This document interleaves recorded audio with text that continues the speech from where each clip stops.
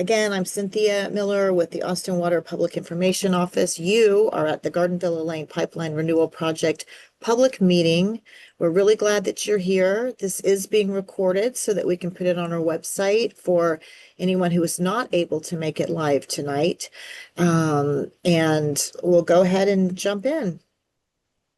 Okay, tonight's agenda. We're going to introduce our terrific panel first. Then we'll give you an overview of the project, the scope of it, what to expect during construction. And most importantly, we're going to have a lot of time, plenty of time for questions at the end. So if you will hold your questions until then, we'll make sure to get through to all of them and hopefully provide answers to everything that you're interested in. And we'll sign out with contact information, very important. Okay, so first of all, you guys have already met me. And Mel, why don't you start by introducing yourself? All right. Hello, everyone. I'm Mel Fuchek. I'm with the city's Capital Delivery Services Department, and I am the project manager for this project. Reza, you're next, but you're on mute. Good evening. This is Reza Aghili. I'm at Austin Water CIP, and I will be the sponsor on the project. Good afternoon, Glenn Taffender from Watershed Protection Department, and I'm the sponsor for the storm drain portions of the project. Good afternoon, everyone. My name is Gabriel Hernandez. I am the construction inspector for the City of Austin Capital Delivery Services.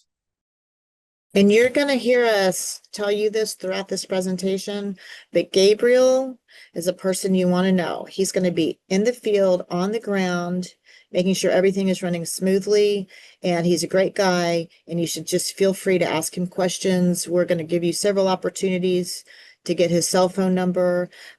So anyway, we'll tell you this again, but Gabriel, write his name down. Okay. Peter Morales, I'm Gabriel's supervisor. I'll be supporting him in any needs they have on the project. Good evening, I'm Dale Gray. I'm the design engineer. I'm from Miller Gray Engineers. I also have Elise Budd, who is a project engineer with Miller Gray Engineers with us tonight. Hello, I'm Zach Fiesel. I'm the project manager with the general contractor, Tanucci Constructors. Happy to be here. You guys have already met me enough times. And Lydia? Yes, hi, my name is Lydia Van Buren, and I'm a colleague of Cynthia's at the Austin Water PIO. And she's going to run our Q&A section, and I'll just say in advance, you're welcome, because she's really good at it. Okay. Okay. I'm really happy to give everyone an overview about this project. It is part of a really cool program that we have called Renewing Austin. And this is an ongoing program. We go around the city, figure out where water lines and wastewater lines are weak, are leaking, are breaking, and we go in and install new lines. And it really helps us maintain our reliability today. It helps us strengthen the system so we're ready for whatever comes tomorrow. And it helps us save water, reduces expenditures on breaks and leaks. And construction's never fun, but we are doing this all across the city where it needs to be done, and everyone is always really glad at the end of these projects that we've done it. The folks at Watershed have a similar effort, and the Watershed is doing ongoing work to figure out whether the storm drain system is secure and structurally reliable in various neighborhoods. And so fortunately, in this situation, we're able to combine water, wastewater, and storm drain replacement and do everything at once rather than having to do it piecemeal over a period of years. Okay, so specifically, in fact, we'll be installing 3,200 linear feet of new water mains and about 3,000 linear feet of new wastewater mains. and about 3,500 linear feet of new stormwater lines. So, again, replacing pipes that are prone to leaks and breaks because of aging, because of deterioration, which is inevitable. And this is going to be a really good strengthening of your systems out there. Here's a map that shows you where we'll be working. The green lines are wastewater, the blue lines are water, and the orange lines are stormwater. And this map is on our website. You'll have this whole presentation will be on the website. You'll have ongoing access to all of this information. So we'll let everybody have another second to glance at this. Really important note, Texas Gas and Google Fiber are working in this area too. So if your gas line is cut, if your Google Fiber line is cut, if something goes wrong with either one of those things, please contact those agencies, because we have no ability to do anything about it. And you'll get through to them just as fast as we would. I just Googled their contact information and put it here. There's nothing magical about the contact information I've got up here. You can Google Texas Gas customer service or Google customer service and find just what I've got listed up there. But the fastest way to get those repairs made will be to call Texas Gas or Google Fiber directly. Okay, now Mel is going to go through what to expect during construction. All right. Well, hello again. I'm Mel Fuchek. I'm the city's project manager. So here we see some of the general steps to completing a project like this. It'll begin with some prep work, which could be things like installing environmental controls like tree protection, fencing, surveying and marking out the precise locations of the work, and then traffic control like detour signs and barricades and stuff. Then they'll move on to excavation, which will be in the street in the right of way for the most part. They'll then install the pipeline, test the pipeline to make sure there's no leaks. If it's water, that the water is clean and the water pressure is the appropriate pressure. Then they'll fill the trench back in and place a temporary pavement surface over it. Sometimes we have to come back and make minor modifications. And at the end of the project, any street impacted by this work will have a final pavement surface covering the full width of the street and of a higher quality permanent paving type material. I'll also say that you may see crews in front of your property more than once for different sections, like the wastewater will be installed first, then they'll come back, or they'll do the whole wastewater throughout the project, then they'll come back and do the water, and then they'll come back and do the storm drain. So yeah, next slide. So yeah, all this work will be in the right of way in the street. The type of work this is called open cut, which means the crews will cut right through the asphalt surface of the street and then dig straight down, creating a trench in the street to place the pipe at the appropriate depth. So each water, wastewater, and storm drain will have its own separate trench. That's so we can keep the pipelines separate from each other, and that's for safety and for ease of future maintenance. But you should expect to see heavy construction equipment on site, like shown in this picture, this excavator machine, and then heavy trucks hauling material to and from the site. Yeah, next slide. So you will always have access to your home. Sometimes the crews will need to be working in front of your home, and if your driveway is blocked and this should only be for like a couple hours at a time, but if you need to get in and out of your driveway, you can call our construction inspector, Gabriel. Here's his phone number. He'll have the crews move so you can access your driveway. And the site will be left in a safe condition at the end of every workday. If they can't fill the trench back in and put the temporary pavement surface over it, they'll cover it with a thick steel plate. Yeah, next slide. And like I said, each trench, each type of pipeline will have its own trench. It'll be backfilled and covered with a temporary pavement surface. Then after all pipelines are completed, installed throughout the entire project, we'll come back and do a final permanent repaving of all streets that were impacted, and we'll repave the full width of the street, so you'll have nice new streets in your neighborhood. Next slide. Yeah, okay. So yeah, construction should start next month. The entire project should take about 18 months to complete. Work days are generally Monday through Friday. Some weekends may be needed. Work hours are 7 a.m. to 7 p.m. and the noise ordinance kicks in at 10 p.m. Okay, and now Peter Morales is going to tell us about some very particular things associated with construction in the city right of way. Yeah, thank you, Cynthia.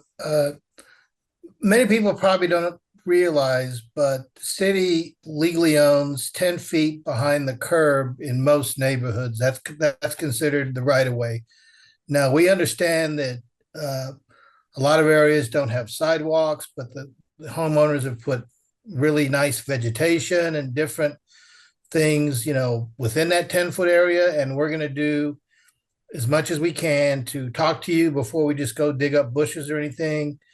And we'll try to maintain and put your yard back in the same condition as it was before we got there. Can you go back to the previous slide, Cynthia? Yep. Now, when we're doing the work, we don't want to damage any of your trees that are overhanging the street. But some of the equipment has height restrictions to where if we just went in there and started using it and swinging around and doing different things and exhausting, we may damage the trees. So we check that before we get out there and start working, and we use a certified arborist to trim any trees that are in the right of way. Now, we're not going to go in your yard and trim trees, but again, what I said, the 10 foot behind the curb is considered the city right of way, and we will trim those trees to avoid doing any damage to them. You can go to the next slide, Cynthia. So like it's shown here, we're going to try to maintain your yard, like I said, the best we can for whatever work we have to do behind the curb. One of the things you may start noticing is you'll see that blue paint mark on the street, on the curb in the street. That's indicating that there's your water service line. Usually we can tell where those are at because of the location of your meter.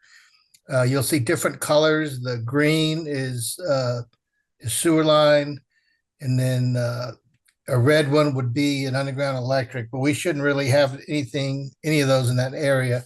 So you may also see some staking in your yard. That's just so we can know where the trench has to be located, the depth. But if you have any questions about anything you see going on out there, again, contact Gabriel. He's been doing this quite a while. He's worked in a lot of neighborhoods where these issues occur over and over. So, we know that it's going to be a disruption for you in the short term, but when we're done, you won't have to worry about a line break in the middle of the night. Now you don't have any water. So thank you. Okay, thank you so much, Peter. And now, Gabriel, here you go. Hello, everyone. Gabriel Hernandez here. I'm going to be going over kind of some impacts that you're going to have that's going to be in front of your homes, behind your homes, things like that, in and around your homes. The first one we have is going to be traffic control. When we're working near your house, traffic may be limited to one lane during the day. So what that means is we're going to have to close partial lanes in front of you, in and around your home. So you might have to, we'll have flaggers out there, we'll have flaggers out there, the correct signage, everything like that, to be able to let you know what's going on, and they'll be able to direct you in any way needed. Later in the project, we're going to be installing stormwater lines. Traffic lines may be closed to through traffic. With this being said, you will always have access to your home. For brief periods, driveway access may be limited. And what that means is you're always going to have access to your home. If we're doing construction in front of your home, What we recommend that you do is park outside of the construction zone. That way you always can go in and out from your home to the car and kind of come and go as you please. Usually 24 hours notice will let you know that we're going to be, closing your street. That way, if you have access or you need to get access to your vehicle, you can park it outside the construction zone. If you want to leave your vehicle in the driveway, you're more than welcome to. Some people don't leave for the day and they leave their vehicles there. I wouldn't recommend it. Emergencies do happen. So I would definitely put it outside the construction zone. That way you can come and go as you please. Again, my number's down there at the bottom for you. Please feel free, save it. Give me a call, shoot me a text. Let me know if you have any questions and I can get them hopefully resolved for you pretty quickly. Next slide, please. Next impact is going to be trash, recycling, and compost. Put your bins out as you typically do, no difference there. If your bins are not picked up by 5 p.m., please call 311 first. I would highly recommend to reach them first. That's going to be your first line to connect. If you please feel free again to give me a call and let me know. I'll do my best to get them out there ASAP. What we do kind of recommend sometimes is to put some Scotch tape, painter's tape, or anything like that on your bins and write your number to your address on the bins. What we've had to do in the past is put those bins outside the construction zone. That way the trash truck can come and pick them up. And then, which garbage, bin is yours and you're not, kind of having to fiddle which one's which. But next slide, please. Planned water outages. At some point, your water service may be interrupted to connect the residents to a new line, most likely just a few hours on a single day. This is called a planned temporary outage. Typically, we do not have planned outages overnight. If your home will be impacted by a planned outage, we'll post a flyer on your door 48 hours in advance. You can prepare for a planned outage by keeping extra water supplies on hand, such as filling bathtubs and pitchers with water. When service is restored, please flush your lines by running an outdoor spigot and cold water bathtub faucet for 15 minutes. So what I'll do is I'll put a flyer on your door letting you know any details or anything like that of what time, date, duration, anything that the planned water outage is going to happen. My number again will be on there. So if you have any questions, give me a call and let me know. The reason why we have you run your faucets and flush them out, just any sediment, anything like that built up, we want to make sure that doesn't go, when you turn the faucet on and you have a cup of water or something like that, it doesn't go in there. So just flush it out, run it for about 15 minutes, and you should be good to go. Next slide, please. Emergency outages. A water line can break unexpectedly, causing an unexpected water outage. This is called an emergency outage. When there's an emergency break, the project team stops everything along with extra Austin Water personnel. We all focus on repairing your line as quickly as possible. As you can see below, it does say, the crews work hard to avoid these issues. It's never fun for anybody when we have an emergency outage, but it's all hands on deck and we do everything we can in our manpower to get this resolved for you and the water restored ASAP. I will be out there the entire time until water is restored. If I have the chance, I'll knock on your doors, let you know what's going on. Get a hold of you and, any way we can to be able to let you know that this is going on. But again, my name is Gabriel Hernandez. I'll be the boots on the ground out there. Please save my number. Give me a call, shoot me a text message, let me know. Okay, thank you, Gabriel, and thank you, everyone. And as promised,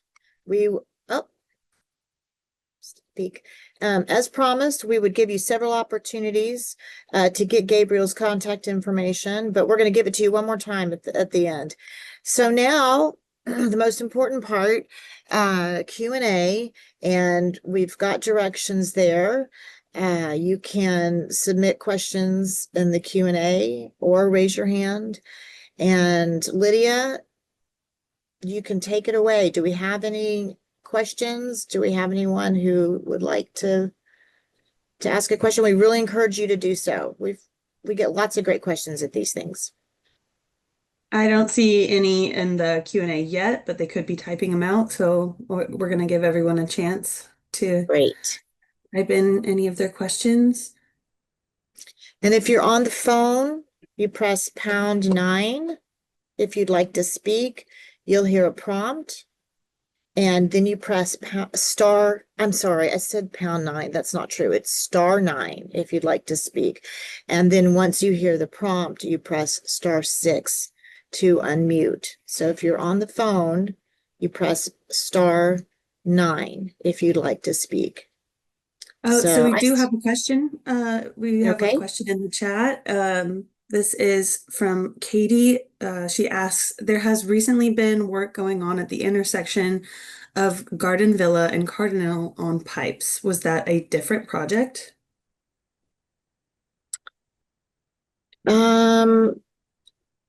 Gosh, Reza, I don't know if that rings a bell to you. It doesn't to me, off the top of my head. Garden Villa and Cardinal. You know what? If you don't mind putting your contact information in the chat, then I will find that information out and get back with you. This is Dale Gray, the design engineer. Katie, you might be referring to work that was done by Austin Energy at the intersection of Garden Villa and Cardinal Lane. They were moving an underground electrical vault and some underground electrical conduits. That was in preparation for this project. Terrific. Thank you. There is a few questions from an Amanda in the chat. We could just take these one at a time. So she says, all of these questions pertain to construction currently occurring on the Greenbelt area behind the houses on Blair Way. We received an email. Hold on, scrolling. Oh, sorry. We received an email from Mel today regarding access control to ensure non-city vehicles do not enter the Greenbelt area where construction is taking place behind our house. When will that chain link fence be installed? Oh, well, we just learned about this and had this conversation a couple hours ago. I would say within the next few to several days, we could get that going. Mm-hmm. Okay, and then the second part of her question is the email also mentioned that you'll be working with the city's homeless strategy office to remove encampments.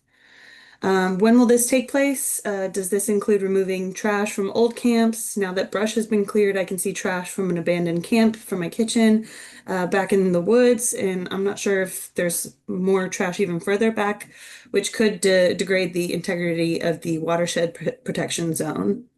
So I guess the question is, when is that taking place? And Mel, I don't know, you may Yeah. have more information than I do, but I do know, again, this is Cynthia from Austin Water. I do know that in these situations that our projects work very closely with the homelessness strategy office to develop the strategies, and the homelessness, excuse me, division carries out work to make sure that encampments are moved in a humane way. I am not an expert on that. You would have to ask someone from the homelessness strategy office about cleaning up trash after one of the encampments is relocated or moved. And the best I could do in that situation is refer you to the homelessness strategy office. I think that if you go to the city's website, they're one of the that's the conduit to getting in touch with them. But someone else may have some more information on that specific question. There is a question in the Q&A that is also similar to the third question that Amanda asks, which is Peter Morales mentioned trying to return the plants and foliage to its original state. Does this apply to the Greenbelt? We've had 3 live oak trees removed from the back of our house, so we lost a lot of privacy barriers from the Greenbelt traffic to the back of our house.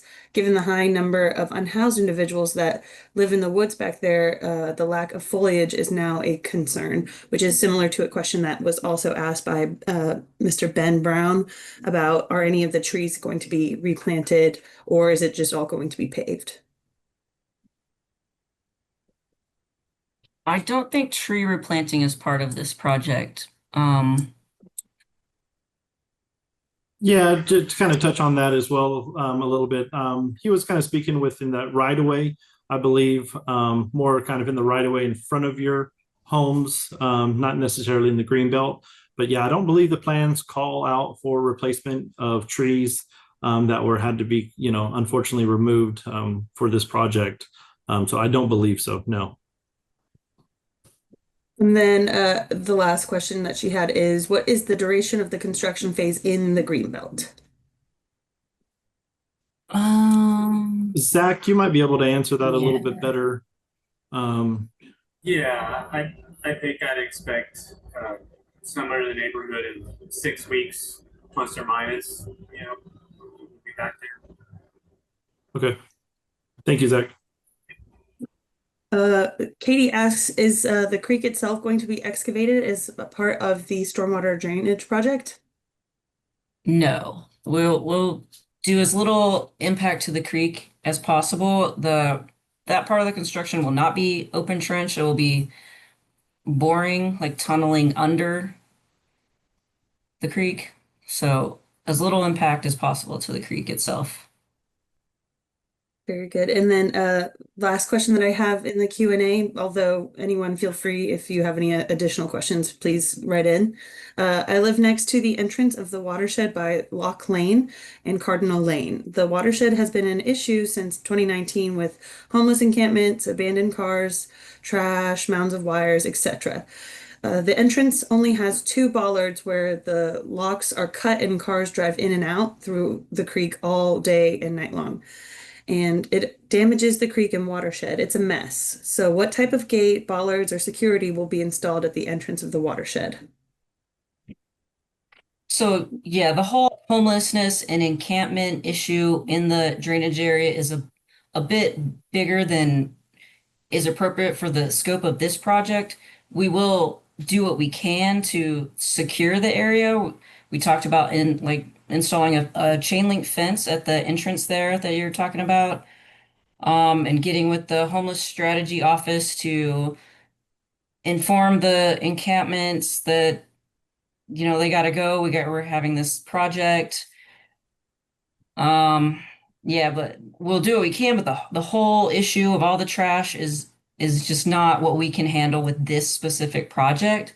But a bigger conversation with the homeless strategy office, we could start there.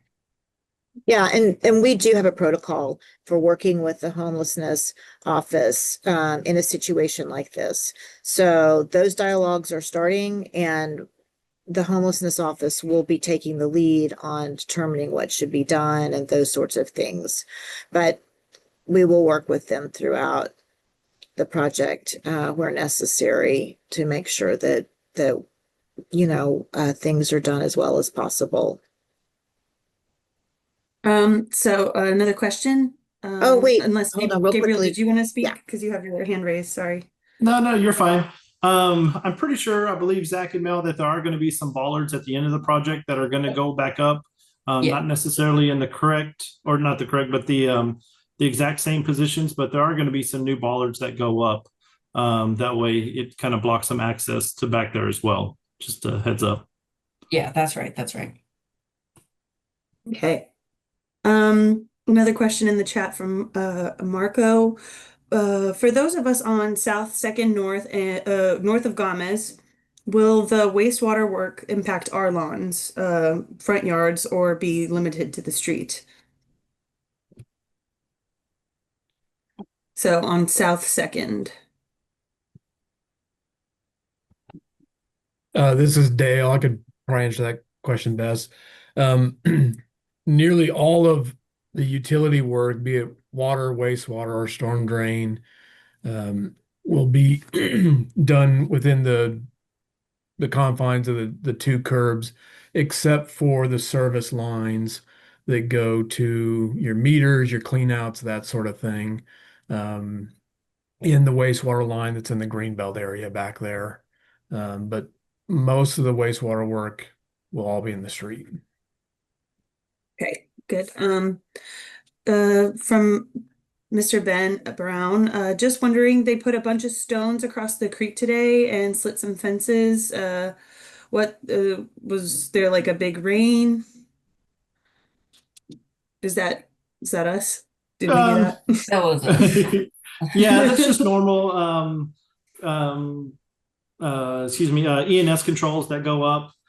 So yeah, we're trying to do as little as much, trying to cross, that area, and that's why the contractor decided on their own to put the rock across that, which definitely helps with any damage to the actual crossing of the creek. But yeah, that's all of ours. It's all of our ENS controls that are going up, silt fencing, mulch socks, and things like that. So it's just to help any erosion and everything out there. And I'm going to jump Okay. in because I'm the jargon patrol, and that jargon stands for, and let's see, ENS, environmental and something, something. But Environmental controls. there you go. I And apologize. that's kind of jargony. It basically means efforts to protect the environment. And I think what our attendee is asking is, what if there's a big rain and we've got the stones on the creek and some silt fences? What if there is a big rain?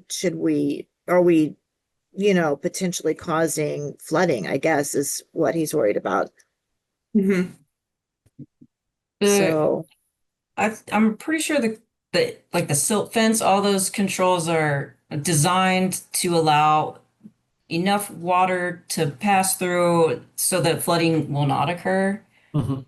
Like, And anytime after a large rain as well, we go out there and I'll meet with the contractor, Zach and his superintendent, and we'll make sure, all the quality, the erosion controls and everything like that are still in place. There's definitely a protocol that we do after and before any heavy rain, occurs in that area.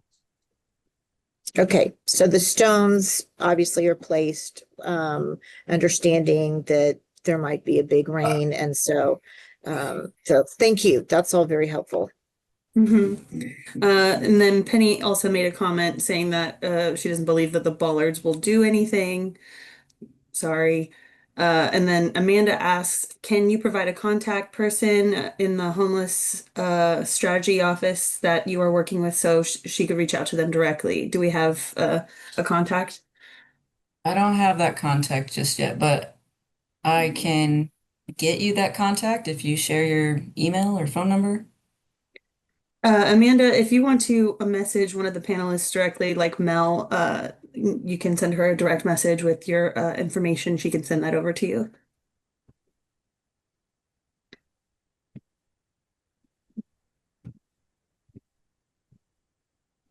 And I think back to the bollards, my understanding is that it's part of the contractor's obligation to put things back as they were, so there were bollards there, or there are bollards there currently, or they were, I guess they were just removed. And so that's what's being replaced. And that's why that decision was made. Yeah, Amanda says in the chat that she agrees and she believes that a gate would be better. Yeah, and I'm trying to think, you all, I guess whose jurisdiction would that be under, getting a gate there instead of, I believe we're going to try to use a gate while we're there, but after that, I don't know which part of the city would make a decision about replacing the bollards with a gate. Is that, it's not really a road, so it's not transportation. Let's see. Not sure Maybe who. watershed, since it's their drainage easement. Maybe who? I'm sorry, Mel. Watershed Protection Department. Glenn, do you know if you guys have any jurisdiction at that point? You may not Yeah, I mean, know. we are the stewards, watershed protection are the stewards of that property. But in terms of other departments, I am not certain. So that's definitely something we'll need to look into and follow up. So Mel, would that come through you? But let's see, it was. I think the customer is And, asking about after we're finished, right. that putting the I bollards understand. back. Oh, sorry. So No, I could some, understand. It's just, yeah, I would need to find out if there's any other departments involved, and then that's something I would have to, take up my management chain to find out what we can and cannot do. But if Mel, if you can be or Amanda, if you can message, I mean, you can message me also, but if you can message Mel, that way all the questions kind of flow through the project manager, that would be really helpful. But you can also message me if you prefer. But definitely something that I have to take up with my upper management to find out, number one, are we the only people that uh, can make those decisions, or are there other departments in the city Mhm. that need to be involved?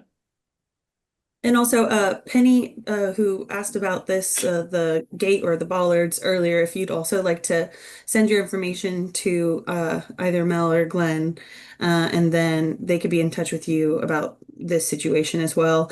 And then Ben also writes that he's seen that other people just use this area to walk their dog. It's not just in-house people, so it is a tricky situation. So there might be a reason that they've chosen bollards and not a gate, but maybe it is worth a shot to at least investigate why.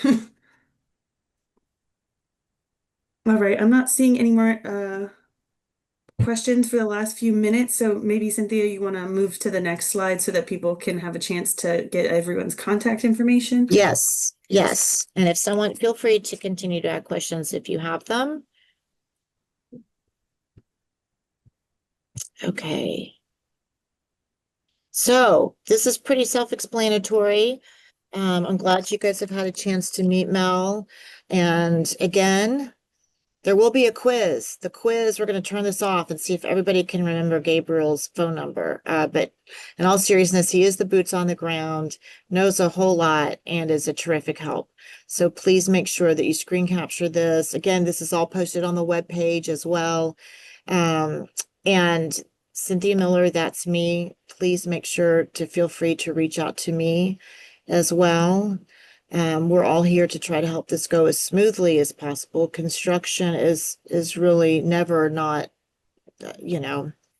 difficult and unpleasant at times, at least, but we're here to make it go as well as possible. So, Lydia, do we have any other questions? None for the last 5 minutes or so. So, but if anyone does have any more questions, please feel free to reach out to any of us. Um, Yeah, okay. Anything anybody on the panel wants to add?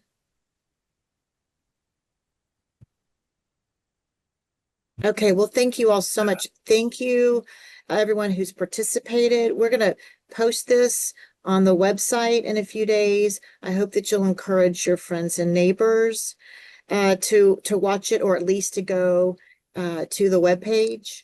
And anyway, we hope to hear from you if you need to get in touch with us. And one thing, I apologize. There's one thing I failed to mention. I'd like to encourage everyone to go to the webpage. You can scroll down to communications and sign up for ongoing updates about the project. So if we're going to have again, Gabriel's going to be passing out notices if we're going to have a planned water outage, but we'll send out an additional notice about that. We'll keep you posted on where we're moving to, we make big moves, stuff like that. So if you go to our webpage and scroll down, you can sign up for those notices under communications. So I hope all of you received your letter in the mail. It's got a map, but again, all this information is on the webpage as well. So, okay, thanks everyone so much again, and we'll be seeing you.